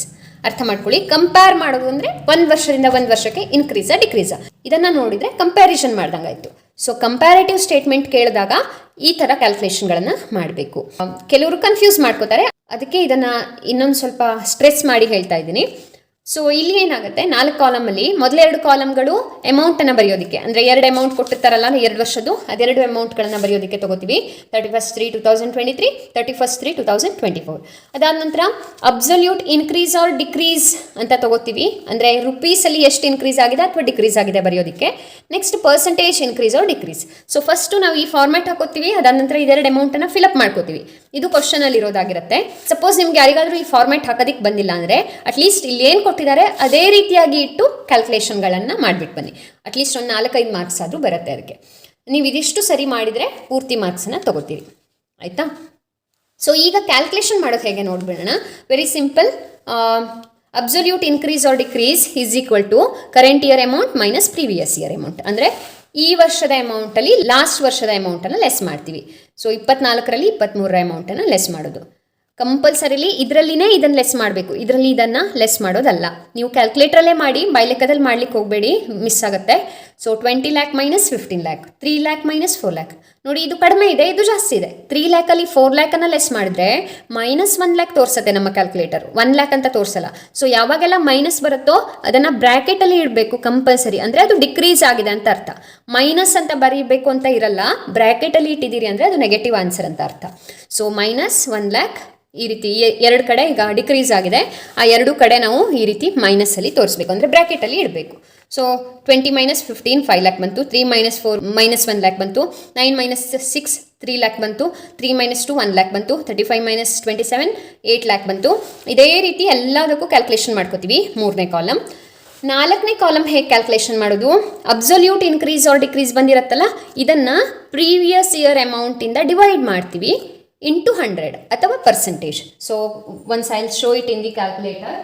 ಮೊದಲಿಗೆ ಈ ಅಮೌಂಟನ್ನು ತಗೋತೀವಿ 5 lakh divided by 15 lakh into 100 ಅಂತಲೂ ತೊಗೋಬೋದು. ಇದು ಒಂದು ವಿಧಾನ. 33.33 ಬಂತು. ಇಲ್ಲ ಅಂತಂದರೆ 5 lakh divided by 15 lakh percentage ಅಂತಲೂ ಪ್ರೆಸ್ ಮಾಡ್ಬೋದು. ಎರಡು ವಿಧಾನಗಳಿವೆ. ಇದು ಶಾರ್ಟ್ ಕಟ್ 33.33. ಅಂದರೆ ಪರ್ಸೆಂಟೇಜ್ ಇಯರ್ ಮೀನ್ಸ್ ಅದು ಇಂಟು 100 ಅನ್ನೋದನ್ನು ರಿಪ್ಲೇಸ್ ಮಾಡುತ್ತೆ. ಹಾಗಾಗಿ ನೀವು ಅದನ್ನು ಯೂಸ್ ಮಾಡ್ಕೋಬೋದು. ಯಾರಿಗೆಲ್ಲ ಈ ಬರೋದಿಲ್ಲ ಅವರು ಇಂಟು 100 ಅಂತಲೇ ಕ್ಯಾಲ್ಕುಲೇಷನ್ ಮಾಡಿ. ಆ್ಯಂಡ್ ಇನ್ನೊಂದು ಅಂತಂದರೆ ಇದರಲ್ಲಿ ಈ ರೀತಿ ಅಬ್ಸಲ್ಯೂಟ್ ಇನ್ಕ್ರೀಸ್ ಒಂದ್ಸಲ, ಪರ್ಸೆಂಟೇಜ್ ಇನ್ಕ್ರೀಸ್ ಒಂದ್ಸಲ ಹಿಂಗೆ ಮಾಡೋದಕ್ಕಿಂತ ಒಂದು ಐಟಮ್ ಆದ ನಂತರ ಇನ್ನೊಂದು ಐಟಮಿಗೆ ಹೋದರೆ ಕ್ಯಾಲ್ಕುಲೇಷನ್ ಬೇಗ ಆಗುತ್ತೆ. ಅಂದರೆ ಈ ಕ್ಯಾಲ್ಕುಲೇಷನ್ ಮಾಡ್ತೀವಲ್ಲ 20 lakh minus 15 lakh is equal to 5 lakh ಬಂತಲ್ಲ. ಈ 5 lakh ಬಂದ ತಕ್ಷಣವೇ ಇಲ್ಲಿ ಡಿಸ್ಪ್ಲೇ ಆಗ್ತಾ ಇರುತ್ತೆ 5 ಲ್ಯಾಕ್, ಮತ್ತು ನಾವು ಪ್ರೆಸ್ ಮಾಡೋ ಅವಶ್ಯಕತೆ ಇರಲ್ಲ. ಡಿವೈಡೆಡ್ ಬೈ 15 ಲ್ಯಾಕ್ ಪರ್ಸೆಂಟೇಜ್, ಈ ರೀತಿ ಇದನ್ನು ಕ್ಯಾಲ್ಕುಲೇಷನ್ ಮಾಡ್ಕೊಬಿಟ್ರೆ ಕ್ಯಾಲ್ಕುಲೇಷನ್ ಈಸಿ ಆಗ್ತಾ ಹೋಗುತ್ತೆ. ಆಯಿತಾ? ಇನ್ನೊಂದ್ಸಲ ಹೇಳ್ತೀನಿ ನೋಡಿ. ಈ ಕಾಲಮನ್ನು ಹೆಂಗೆ ಕ್ಯಾಲ್ಕುಲೇಷನ್ ಮಾಡ್ತೀವಿ? Second column minus first column. ಈ ಕಾಲಮನ್ನು ಹೆಂಗೆ ಕ್ಯಾಲ್ಕುಲೇಷನ್ ಮಾಡ್ತೀವಿ? Third column divided by first column into 100 ಅಥವಾ ಪರ್ಸೆಂಟೇಜ್, ಸಿಂಪ್ಲಿ ಪರ್ಸೆಂಟೇಜನ್ನು ಪ್ರೆಸ್ ಮಾಡ್ಬೋದು. ಆ್ಯಂಡ್ ಇಲ್ಲಿ ಯಾವುದಕ್ಕೆಲ್ಲ ಮೈನಸ್ ಇದೆ, ಬ್ರ್ಯಾಕೆಟಲ್ಲಿದೆ, ಈ ಕಡೆನೂ ಬ್ರ್ಯಾಕೆಟ್ ಬರೀಬೇಕು. ಅಂದರೆ ಡಿಕ್ರೀಸ್ ಆಗಿದೆ ಅಂತ ಅರ್ಥ. 25% ಡಿಕ್ರೀಸ್ ಆಗಿದೆ, 33% ಇನ್ಕ್ರೀಸ್ ಆಗಿದೆ, ಈ ರೀತಿ ಅರ್ಥ ಆಗುತ್ತೆ. ಹಾಗೆ ಎಲ್ಲೆಲ್ಲ ಪ್ಲಸ್ ಇದೆ ಅದನ್ನು ಈ ಕಡೆನೂ ಹಾಗೆ ಇಡೋದು. ಬ್ರ್ಯಾಕೆಟ್ ಇದ್ದಲ್ಲಿ ಈ ಕಡೆನೂ ಬ್ರ್ಯಾಕೆಟ್. ಆಯಿತಾ? ಒಂದು ಬ್ರ್ಯಾಕೆಟ್ ಮಿಸ್ ಮಾಡಿದ್ರೆ ನಿಮಗೆ 1 ಮಾರ್ಕ್ಸ್ ಹೋಗುತ್ತೆ. ಸೊ ಗಮನಕ್ಕಿರಲಿ ನಿಮ್ಮದು. ಆ್ಯಂಡ್ ಸಾಧ್ಯವಾದರೆ ಈ ಥರ ಎಂಡಲ್ಲಿ ಅದನ್ನು ಹೇಗೆ ಕ್ಯಾಲ್ಕುಲೇಷನ್ ಮಾಡಿದಿರಿ ಆ ಫಾರ್ಮುಲಾನು ಕೊಡೋದಕ್ಕೆ ಟ್ರೈ ಮಾಡಿ. So absolute increase or decrease is equal to current year amount minus previous year amount. Percentage increase or decrease is equal to absolute increase or decrease divided by previous year amount into 100. ಇದರಲ್ಲಿ ಇದು ಎರಡನ್ನ ಮಾತ್ರ ನಾವು format ಪ್ರಕಾರ ಹಾಕೋತೀವಿ. ಈ ಎರಡು ಕಾಲಮ್ಗಳೇನಿದೆ ಇದು ಪೂರ್ತಿ ಫಸ್ಟ್ ಮತ್ತೆ ಸೆಕೆಂಡ್ ಕಾಲಮ್ ನೋಡಿಕೊಂಡು ಫಿಲಪ್ ಮಾಡ್ತಾ ಹೋಗೋದು. ಓಕೆನಾ? ಟೋಟಲ್ ಇದೆ ಅಂತ ಹೇಳಿ ನೀವು ಮತ್ತೆ ಇದೆಲ್ಲ ಟೋಟಲ್ ಮಾಡ್ತಾ ಕೂತ್ಕೋಬೇಡಿ. So that is wrong. ಆ ಥರ ಮಾಡೋದಲ್ಲ. ಇಲ್ಲಿ ಅಮೌಂಟ್ಗಳೇನಿದೆ ಅದನ್ನು ನೋಡಿಕೊಂಡು ಇನ್ಕ್ರೀಸಾ ಡಿಕ್ರೀಸಾ ನೋಡಿಕೊಂಡು ಬರಿತಾ ಹೋಗಬೇಕು ಅಷ್ಟೆ. ಇದೇ suppose P and L statement ಕೇಳಿದ್ರು, ಇಲ್ಲಿ ನೋಡಿ, ಇಲ್ಲಿ ಪಿ ಆ್ಯಂಡ್ ಎಲ್ ಸ್ಟೇಟ್ಮೆಂಟ್ ಹಿಂಗೆ ಕೊಡ್ತಾರಲ್ಲ, ಇದರಲ್ಲೇ 2 ಅಮೌಂಟ್ ಕಾಲಮ್ ಕೊಟ್ಟು ಇದೇ ರೀತಿ comparative P and L statement ಕೇಳಿದರೆ ಸೇಮ್ ಫಾರ್ಮೆಟ್ ಹಾಕ್ಕೊಳ್ಳೋದು. ಈ ಫಾರ್ಮೆಟ್ ಹಾಕೋದಂತೂ ನಿಮ್ಗೆ ಗೊತ್ತಾಗಿದೆ. ನೋಟ್ ಏನು ಹಾಕಬೇಕಂತ ಇರಲ್ಲ, ಡೈರೆಕ್ಟಾಗಿ ಬರ್ಕೋತೀವಿ. ಆ್ಯಂಡ್ ನಾವೇನು ಮಾಡ್ತೀವಿ, ಈ ಫಾರ್ಮ್ಯಾಟ್ ಎಲ್ಲ ರೆಡಿ ಮಾಡ್ಕೋಬೇಕು. ಅವ್ರು ಜಸ್ಟ್ ಇನ್ಫಾರ್ಮೇಷನ್ ಕೊಟ್ಟಿರ್ತಾರೆ. ಇದಾದ ನಂತರ 2 ಅಮೌಂಟ್ ಕಾಲಮಲ್ಲಿ 2 ಅಮೌಂಟ್ ಬರ್ಕೊಂಡಿರ್ತೀರಿ. 3ನೇ ಕಾಲಮಲ್ಲಿ ಅಬ್ಸಲ್ಯೂಟ್ ಇನ್ಕ್ರೀಸ್ ಆರ್ ಡಿಕ್ರೀಸ್ ಎಷ್ಟು ಅಂತ ಕ್ಯಾಲ್ಕುಲೇಷನ್ ಮಾಡೋದು ಹೀಗೇ, ಇಲ್ಲಿ ಕ್ಯಾಲ್ಕುಲೇಷನ್ ಮಾಡಿದ ಹಾಗೆ ಪರ್ಸೆಂಟೇಜ್ ಕ್ಯಾಲ್ಕುಲೇಷನ್ ಮಾಡೋದು ಕೂಡ ಹೀಗೇನೆ. ಸೊ ಫಸ್ಟ್ 2 ಕಾಲಮಲ್ಲಿ P and L statement format ಏನಿದೆ ಅದು ಬಂದಿರುತ್ತೆ ಅಷ್ಟೇ, ಮತ್ತೇನು ಡಿಫ್ರೆನ್ಸ್ ಇಲ್ಲ. ಅಲ್ಲೂ ಅಷ್ಟೇ ಟ್ಯಾಕ್ಸು, ಪ್ರಾಫಿಟ್ ಬಿಫೋರ್ ಟ್ಯಾಕ್ಸ್ ಇದೆಲ್ಲ ಆಲ್ರೆಡಿ ಕ್ಯಾಲ್ಕುಲೇಷನ್ ಮಾಡ್ಕೊಂಡಿರ್ತೀವಿ 2ರಲ್ಲಿ. ಇದೆರಡು ಬಿಟ್ಟು 3 ಮತ್ತು 4 ಏನಿದೆ ಫಸ್ಟ್ 2 ಕಾಲಮ್ ನೋಡ್ಕೊಳ್ಳೋದು ತುಂಬೋದು ಅಷ್ಟೇ ನಮ್ಮ ಕೆಲಸ. ಆಯಿತಾ? ಅದಕ್ಕೆ ಏನು ಮತ್ತೆ ಟೋಟಲ್ ಮಾಡಬೇಕು ಅಂತ ಹೇಳಿ ಟೋಟಲ್ ಮಾಡ್ತಾ ಕೂತ್ಕೋಬೇಡಿ. ನೆಕ್ಸ್ಟ್ 2 ಕಾಲಮ್ಗಳಲ್ಲಿ ಫಸ್ಟ್ 2 ಕಾಲಮ್ ಮಾತ್ರ ಕ್ಯಾಲ್ಕುಲೇಷನ್ ನಿಮ್ಮದು. ಉಳಿದ 2 ಕಾಲಮ್ಗಳನ್ನು ನಾವು ಫಸ್ಟ್ 2 ಕಾಲಮ್ ನೋಡಿಕೊಂಡು ಫಿಲಪ್ ಮಾಡ್ತಾ ಹೋಗೋದು, ಇಷ್ಟೇ ಕೆಲಸ. ಸರಿನಾ? ಸೊ ಇದಿಷ್ಟು ಕಂಪ್ಯಾರಿಟಿವ್ ಸ್ಟೇಟ್ಮೆಂಟ್ ಆಯಿತು. ಇದು ಇಷ್ಟು ಸುಲಭಕ್ಕೆ ನಾವು ಈ ಪ್ರಾಬ್ಲಮನ್ನು ಸಾಲ್ವ್ ಮಾಡ್ಬೋದು. ಓಕೆ, 31st ಪ್ರಾಬ್ಲಮ್ ಆಗಿ ಕೇಳ್ತಾರೆ. ಇನ್ನು ಇನ್ನೊಂದು ಕ್ವಶನ್ ಪೇಪರಲ್ಲಿ 2025 ಆ್ಯನ್ಯುವಲ್ ಕ್ವಶನ್ ಪೇಪರ್ H2 2025 ಅಂತ ಇದೆಯಲ್ಲ, ಇದರಲ್ಲಿ ಕಾಮನ್ ಸೈಜ್ ಸ್ಟೇಟ್ಮೆಂಟನ್ನು ಕೇಳಿದರು. ಸೊ ಕಾಮನ್ ಸೈಜ್ ಸ್ಟೇಟ್ಮೆಂಟ್ 31ನೇ ಕ್ವಶನ್ ಆಗಿ ಕೇಳ್ತಾರೆ ನೋಡಿ, ಇಲ್ಲಿ ಕೇಳಿದ್ದಾರೆ. ಸೊ ಈ ರೀತಿ ಕೊಟ್ಟಿದ್ರು, from the following balance sheet of Sunrise company limited Shivamogga prepare common size balance sheet ಅಂತ. ಸೊ ಈ ರೀತಿ ಕೊಟ್ಟಾಗ ಸೇಮ್ ನೋಡಿ ಅದೇ ರೀತಿ ಫಾರ್ಮ್ಯಾಟ್ ಕೊಟ್ಟಿದ್ದಾರೆ. ಆಲ್ಮೋಸ್ಟ್ ಇದರಲ್ಲಿ ಎಲ್ಲದನ್ನೂ ಅವರೇ ಡೈರೆಕ್ಟ್ ಫಾರ್ಮ್ಯಾಟ್ ಕೊಟ್ಬಿಟ್ಟಿದ್ದಾರೆ, ನಾವೇನು ಮಾಡ್ಕೊಳ್ಳೋ ಅವಶ್ಯಕತೆ ಇಲ್ಲ. ಮತ್ತು ಸೊ ಏನು ಫಾರ್ಮ್ಯಾಟ್ ಇದೆ ಅದನ್ನು ಹಾಗೆ ಬರೆದ್ರಾಯ್ತು. ಸೊ ಈ ರೀತಿ ಕೊಟ್ಟಿದ್ರೆ ಹಾಗೆ ಹಾಕ್ಕೊಳ್ಳಿ. ಈ ರೀತಿ ನಂಬರೆಲ್ಲ ಹಾಕಿದಾನೆ ಹಾಗೆ ರಾ ಆಗಿ ಕೊಟ್ಟಿದ್ರೆ, ಈ ರೀತಿ ಹೋದ ಪ್ರಾಬ್ಲಮಲ್ಲಿ ಹಾಕ್ಕೊಟ್ಟಿದ್ರೆ ನಾವು ಫಾರ್ಮ್ಯಾಟನ್ನು ರೆಡಿ ಮಾಡಿಕೊಂಡು ಆಮೇಲೆ ಅದರಲ್ಲಿ ಫಿಲಪ್ ಮಾಡಿಕೊಂಡು ನೆಕ್ಸ್ಟ್ ಕ್ಯಾಲ್ಕುಲೇಷನ್ಗಳನ್ನು ಮಾಡಬೇಕಾಗತ್ತೆ. ಇಲ್ಲ ಈ ರೀತಿ ಡೈರೆಕ್ಟ್ ಕೊಟ್ಬಿಟ್ಟಿದ್ರೆ ಅವರು ಫಾರ್ಮ್ಯಾಟನ್ನೇ ಡೈರೆಕ್ಟ್ ಅವ್ರು ಕೊಟ್ಟಾಗ ಬರ್ಕೊಳ್ಳೋದು. ಬಟ್ ಕಾಮನ್ ಸೈಜ್ ಕೇಳಿರೋದ್ರಿಂದ ಅಮೌಂಟನ್ನು ಫಸ್ಟ್ 2 ಕಾಲಮಲ್ಲಿ ಫಿಲಪ್ ಮಾಡ್ಕೋಬೇಡಿ, ಫಸ್ಟ್ ಮತ್ತು 3rd ಕಾಲಮಲ್ಲಿ ಫಿಲಪ್ ಮಾಡ್ಕೊಳ್ಳಿ. ಹೇಗಿರುತ್ತೆ ಅಂತ ಹೇಳ್ಬಿಡ್ತೀನಿ. ಕಾಮನ್ ಸೈಜಲ್ಲಿ ಮೊದಲಿಗೆ ಫಸ್ಟ್ 2 ಕಾಲಮ್ಗಳು 31/3/2023ಗೆ ಆಗಿರುತ್ತೆ, ಅಂದರೆ ಫಸ್ಟ್ ಇಯರಿಗೆ. ಆ್ಯಂಡ್ ನೆಕ್ಸ್ಟ್ 2 ಕಾಲಮ್ಗಳು 31/3/2024ಗೆ ಆಗಿರುತ್ತೆ. So rupees percentage. ಸೊ ಇದನ್ನು ಕ್ಯಾಲ್ಕುಲೇಷನ್ ಮಾಡೋದು ಹೇಗೆ, ಫಸ್ಟು ಈ 2 ಕಾಲಮ್ಗಳನ್ನ ಫಿಲಪ್ ಮಾಡ್ಕೋತೀರಿ ಅಲ್ವಾ, ಅವ್ರ ಫಾರ್ಮ್ಯಾಟ್ ಹೇಗೆ ಕೊಟ್ಟಿದ್ದಾರೆ ಹಾಗೇ ಫಿಲಪ್ ಮಾಡ್ಕೊಂಡ್ವಿ ಇಲ್ಲಿ ತನಕನೂ. ಅದಾದ ನಂತರ ಟೋಟಲ್ ಇಲ್ಲಿರುತ್ತೆ 14 ಲಕ್ಷ ಅಂತ ಇದೆ ಫಸ್ಟ್ ಇಯರ್ಗೆ, ಸೆಕೆಂಡ್ ಇಯರ್ 20 ಲ್ಯಾಕ್ ಇದೆ. ಸೊ ಪ್ರತಿ ಅಮೌಂಟನ್ನು divided by total into 100. So 8 lac divided by 16 lakh into 100, 50% ಬಂತು. ಅಂದರೆ ಪಕ್ಕದಲ್ಲಿ ಪರ್ಸೆಂಟೇಜ್ ಬರಿತಾ ಹೋಗ್ತೀವಲ್ಲ ಅದನ್ನು ಕ್ಯಾಲ್ಕುಲೇಷನ್ ಮಾಡೋದು ಹೀಗೆ, each amount divided by total into 100 ಅಥವಾ ಇಂಟು 100ಅನ್ನು ನೀವು ಪರ್ಸೆಂಟೇಜಿಂದ ರಿಪ್ಲೇಸ್ ಮಾಡ್ಬೋದು. ಇದಕ್ಕೆ ಮತ್ತು ಒಂದು ಶಾರ್ಟ್ಕಟ್ ಇದೆ, ಆಲ್ರೆಡಿ ನನ್ನ ಚಾನಲಲ್ಲಿ ಆ ವಿಡಿಯೋ ಅಪ್ಲೋಡ್ ಆಗಿದೆ ಆ್ಯಂಡ್ ಅದು ತುಂಬ ಜನ ನೋಡಿ ಟ್ರಿಕ್ ಚೆನ್ನಾಗಿದೆ ಮೇಡಮ್ ಅಂತಲೂ ಹೇಳಿದ್ದೀರಿ. ಬಟ್ ನಾನು ಆ ಟ್ರಿಕ್ಕನ್ನು ಇಲ್ಲಿ ತೋರಿಸ್ತಾ ಇಲ್ಲ. ನಿಮಗೆ ಆ ವಿಡಿಯೋ ಲಿಂಕ್ ಬೇಕಿದ್ದರೆ ಕೇಳಿದರೆ ನಾನು ಅದನ್ನು ಕಳಿಸ್ತೀನಿ. ಸೊ ಇಲ್ಲಿ ನಾರ್ಮಲ್ ಆಗಿ ಕ್ಯಾಲ್ಕುಲೇಷನ್ ಮಾಡೋದಿದ್ರೆ ಹೇಗೆ ಮಾಡ್ಬೋದು, ಪ್ರತಿ ಅಮೌಂಟನ್ನು 8 lac divided by total 16 lac ಇದೆ, 16 ಲ್ಯಾಕ್ ಇಂಟು 100 ಅಂತಲೂ ಮಾಡ್ಬೋದು. ಇದು ಒಂದು ವಿಧಾನ, 50 ಬರುತ್ತೆ. ಮುಂದೆ ಪಾಯಿಂಟ್ ನೆಕ್ಸ್ಟ್ 2 ಡಿಜಿಟ್ ತೊಗೋಬೇಕು, ಏನೂ ಇಲ್ಲ ಪಾಯಿಂಟ್ ನೆಕ್ಸ್ಟು, ಸೊ 00 ಅಂತ ತೊಗೊಂಡೆ. ಇಲ್ಲಾಂದರೆ ನೀವು 50 ಅಂತಲೂ ಬರೆದಿಡ್ಬೋದು, no problem. Point next 2 digit ಇರಬೇಕು ಅಷ್ಟೇ. ನೆಕ್ಸ್ಟು 2 ಲ್ಯಾಕ್ ಇದೆ ನೋಡಿ, 2 lakh divided by 16 lakh into 100 ಅಂತ ಬರಿಬೋದು. 12.50 ಬಂತು. ಇದ್ರ ಬದಲಾಗಿ ಹೀಗೂ ಮಾಡ್ಬೋದು, 2 lakh divided by 16 lakh into 100 ಅನ್ನು ಪ್ಲಸ್ ಮಾಡೋ ಬದಲು ಜಸ್ಟ್ ಪ್ರೆಸ್ ಪರ್ಸೆಂಟೇಜ್. ಸೊ 12.50 ಈ ರೀತಿನೂ ಮಾಡ್ಬೋದು. ಸೊ 2 ವಿಧಾನಗಳು ಇದೆ. ಈ ಎರಡರಲ್ಲಿ ಯಾವ ವಿಧಾನಗಳನ್ನು ಬೇಕಿದ್ರು ನೀವು ಇಂಪ್ಲಿಮೆಂಟ್ ಮಾಡ್ಬೋದು, ಅಥವಾ ನಾನು ಹೇಳ್ಕೊಟ್ಟಿರೋವಂಥ ಶಾರ್ಟ್ಕಟ್ ಬೇಕು ಅಂತಂದರೆ ಅದನ್ನು ಯೂಸ್ ಮಾಡ್ಬೋದು. ಅದನ್ನು ಯೂಸ್ ಮಾಡಿದ್ರಂತೂ 2 ನಿಮಿಷದಲ್ಲಿ ಪೂರ್ತಿ 12 ಮಾರ್ಕ್ಸಿನ ಕ್ಯಾಲ್ಕುಲೇಷನ್ ಮುಗಿದೋಗುತ್ತೆ. ಅಷ್ಟು ಸುಲಭವಾಗಿ ಅಕ್ಯುರೇಟ್ ಆಗಿ ಆನ್ಸರ್ ಸಿಗುತ್ತೆ. ಸೊ ಆ ವಿಡಿಯೋ ಲಿಂಕ್ ಬೇಕಿದ್ರೆ ಕಮೆಂಟ್ನಲ್ಲಿ ನನಗೆ ತಿಳಿಸೋದಕ್ಕೆ ಮರಿಬೇಡಿ. ಹಾಗೆ ಎಲ್ಲದಕ್ಕೂ ಅದೇ ರೀತಿ ಮಾಡ್ತಾ ಹೋಗ್ತೀವಿ. ಫಸ್ಟ್ ಇಯರ್ ಟೋಟಲ್ ತೊಗೋತೀವಿ, ಸೆಕೆಂಡ್ ಇಯರ್ನ ಟೋಟಲನ್ನು ತೊಗೋತೀವಿ. ಇಷ್ಟೇ, ಮತ್ತೇನೂ ಇಲ್ಲ. ಇದೆರಡನ್ನು ಫಸ್ಟ್ ಫಿಲಪ್ ಮಾಡ್ಕೋತೀರಿ ಕ್ವಶನ್ ನೋಡಿಕೊಂಡು, ಆಮೇಲೆ ಸೆಕೆಂಡ್ ಮತ್ತು ಫೋರ್ತ್ ಕಾಲಮನ್ನು ಪರ್ಸೆಂಟೇಜಿಗೆ ಕನ್ವರ್ಟ್ ಮಾಡಿ ಬರಿತಾ ಹೋಗ್ತೀರಿ. ಸೊ ಪ್ರತಿ ಅಮೌಂಟಿಗೆ ಟೋಟಲಿಂದ ಡಿವೈಡ್ ಮಾಡೋದು, ಪರ್ಸೆಂಟೇಜಿಗೆ ಕನ್ವರ್ಟ್ ಮಾಡೋದು. ಓಕೆನಾ? ಇಂಟು 100 ಆದರೂ ಮಾಡಿ, ಪರ್ಸೆಂಟೇಜ್ ಆದರೂ ಪ್ರೆಸ್ ಮಾಡಿ, ಒಟ್ಟಾರೆಯಾಗಿ ಪರ್ಸೆಂಟೇಜಿಗೆ ಅದನ್ನು ಕನ್ವರ್ಟ್ ಮಾಡಬೇಕು. ಸೊ ಇದರಲ್ಲಿ ಕ್ಯಾಲ್ಕುಲೇಷನ್ ಮಾಡೋದಕ್ಕೆ ಹೇಗೆ ಅನ್ನೋದಕ್ಕೆ ಫಾರ್ಮುಲಾ ಹಾಕಿದ್ದೀನಿ. Percentage of each item is equal to amount of each item divide by total of balance sheet into 100. ಎರಡು ಟೋಟಲ್ ಸೇಮ್ ಇರುತ್ತೆ. ಈ ಟೋಟಲ್ ಸೇಮ್ ಇರುತ್ತೆ ಬ್ಯಾಲೆನ್ಸ್ ಶೀಟಲ್ಲಿ. ಸೊ ನೀವು ಯಾವ ಟೋಟಲ್ ತೊಗೊಂಡ್ರು ಒಂದೇ ಇಂಟು 100. ಓಕೆನಾ? ಇದು ಕಾಮನ್ ಸೈಜ್ ಬ್ಯಾಲೆನ್ಸ್ ಶೀಟ್ ಆಯಿತು. ಇನ್ನು suppose common size P&L statement ಕೊಟ್ಟರೆ ಅವಾಗಲೂ ಕೂಡ ಸೇಮ್ ಕ್ಯಾಲ್ಕುಲೇಷನ್. 2 ವರ್ಷಕ್ಕೆ ಕೊಟ್ಟಿರ್ತಾರೆ ಇದೇ ರೀತಿ. ಫಾರ್ಮ್ಯಾಟ್ ಫಸ್ಟ್ ನೀವು ರೆಡಿ ಮಾಡ್ಕೋಬೇಕು. ಅದಾದ ನಂತರ ಈ ರೀತಿ ಅಮೌಂಟ್ 2 ವರ್ಷದಿರುತ್ತೆ. ಫಸ್ಟ್ ಮತ್ತು ಥರ್ಡ್ ಕಾಲಮಲ್ಲಿ ಅಮೌಂಟನ್ನು ಫಿಲಪ್ ಮಾಡ್ಕೋತೀವಿ. ಅದಾದಮೇಲೆ ಇಲ್ಲಿ ಒಂದು ಚೇಂಜ್ ಏನಾಗುತ್ತಪ್ಪ ಅಂದರೆ ಟೋಟಲನ್ನು ನಾವು ಬೇಸ್ ಆಗಿ ತೊಗೊಳ್ಳಲ್ಲ. ಅಂದರೆ ಪ್ರತಿ ಅಮೌಂಟಿಗೆ ಟೋಟಲಿಂದ ಡಿವೈಡ್ ಮಾಡ್ತಿದ್ವಲ್ಲ ಬ್ಯಾಲೆನ್ಸ್ ಶೀಟಲ್ಲಿ, ಬಟ್ P&L ಸ್ಟೇಟ್ಮೆಂಟಲ್ಲಿ ರೆವೆನ್ಯೂ ಫ್ರಮ್ ಆಪ್ರೇಷನ್ ಮುಂದ್ಗಡೆ ಏನು ಅಮೌಂಟ್ ಇದೆ ಅದರಿಂದ ಡಿವೈಡ್ ಮಾಡ್ತೀವಿ. ಸೊ ಈಚ್ ಅಮೌಂಟ್, ಯಾವುದೇ ಅಮೌಂಟ್ ಇರಲಿ, ಇಲ್ಲಿ 0 ಇರಲಿ, 6,50,000 ಇರಲಿ, 3,20,000 ಇರಲಿ, 60,000 ಇರಲಿ, ಎಷ್ಟಾದರೂ ಇರಲಿ, ಈ ಅಮೌಂಟ್ಗಳಿಗೆ ರೆವೆನ್ಯೂ ಫ್ರಮ್ ಆಪ್ರೇಷನ್ ಎದುರುಗಡೆ ಇರೋ ಅಮೌಂಟಿಂದ ಡಿವೈಡ್ ಮಾಡಬೇಕು. 3,20,000 divide by 6,50,000, 6,50,000 divide by 6,50,000 and 70,000 divide by 6,50,000 ಈ ರೀತಿ ಮಾಡಿಕೊಂಡು ಪರ್ಸೆಂಟೇಜಿಗೆ ಕನ್ವರ್ಟ್ ಮಾಡಬೇಕು. ಅಂದರೆ ಇನ್ನೊಂದ್ಸಲ ಹೇಳ್ತೀನಿ ನೋಡಿ, 6,50,000 divide by 6,50,000 into 100, 3,20,000 divide by 6,50,000 into 100, 70,000 divide by 6,50,000 into 100 ಈ ರೀತಿಯಾಗಿ ಪರ್ಸೆಂಟೇಜ್ಗೆ ಕನ್ವರ್ಟ್ ಮಾಡ್ತಾ ಹೋಗಬೇಕು. ಓನ್ಲಿ ಡಿಫ್ರೆನ್ಸ್ ಈಸ್ ಇಲ್ಲಿ ಬೇಸನ್ನು ನಾವು ರೆವೆನ್ಯೂ ಫ್ರಮ್ ಆಪ್ರೇಷನನ್ನು ತೊಗೋತೀವಿ, ಪ್ರತಿ ಅಮೌಂಟಿಗೆ ರೆವೆನ್ಯೂ ಫ್ರಮ್ ಆಪ್ರೇಷನಿಂದ ಡಿವೈಡ್ ಮಾಡ್ತೀವಿ. ಬಟ್ ಬ್ಯಾಲೆನ್ಸ್ ಶೀಟಲ್ಲಾದರೆ ಟೋಟಲ್ ಆಫ್ ಬ್ಯಾಲೆನ್ಸ್ ಶೀಟಿಂದ ಡಿವೈಡ್ ಮಾಡ್ತೀವಿ. ಆ್ಯಂಡ್ ಯಾವುದನ್ನು ಬೇಸಾಗಿ ತೊಗೋತೀವೋ ಅದರ ಮುಂದ್ಗಡೆ ಪರ್ಸೆಂಟೇಜ್ ಕಾಲಮಲ್ಲಿ 100 ಅಂತ ಬರೀಬೇಕು. ನೋಡಿ ಇಲ್ಲಿ ನಾನು 100 ಅಂತ ಬರ್ತಿದ್ದೀನಲ್ಲ, ಆ ರೀತಿ ಅಲ್ಲಿ ಕೂಡ ಅಷ್ಟೇ ರೆವೆನ್ಯೂ ಫ್ರಮ್ ಆಪ್ರೇಷನ್ ಎದುರುಗಡೆ 100 ಅಂತ ಬರೀಬೇಕು. ಇಷ್ಟು ಸಿಂಪಲ್ ಆಗಿ ಈ ಕಂಪ್ಯಾರೇಟಿವ್ ಮತ್ತು ಕಾಮನ್ ಸೈಜ್ ಸ್ಟೇಟ್ಮೆಂಟ್ಗಳನ್ನು ಸಾಲ್ವ್ ಮಾಡ್ಬೋದು. I hope this is understood. And next easy 12 marks question is 29th question, that is issue of shares ಮೇಲೆ ಇದೆ.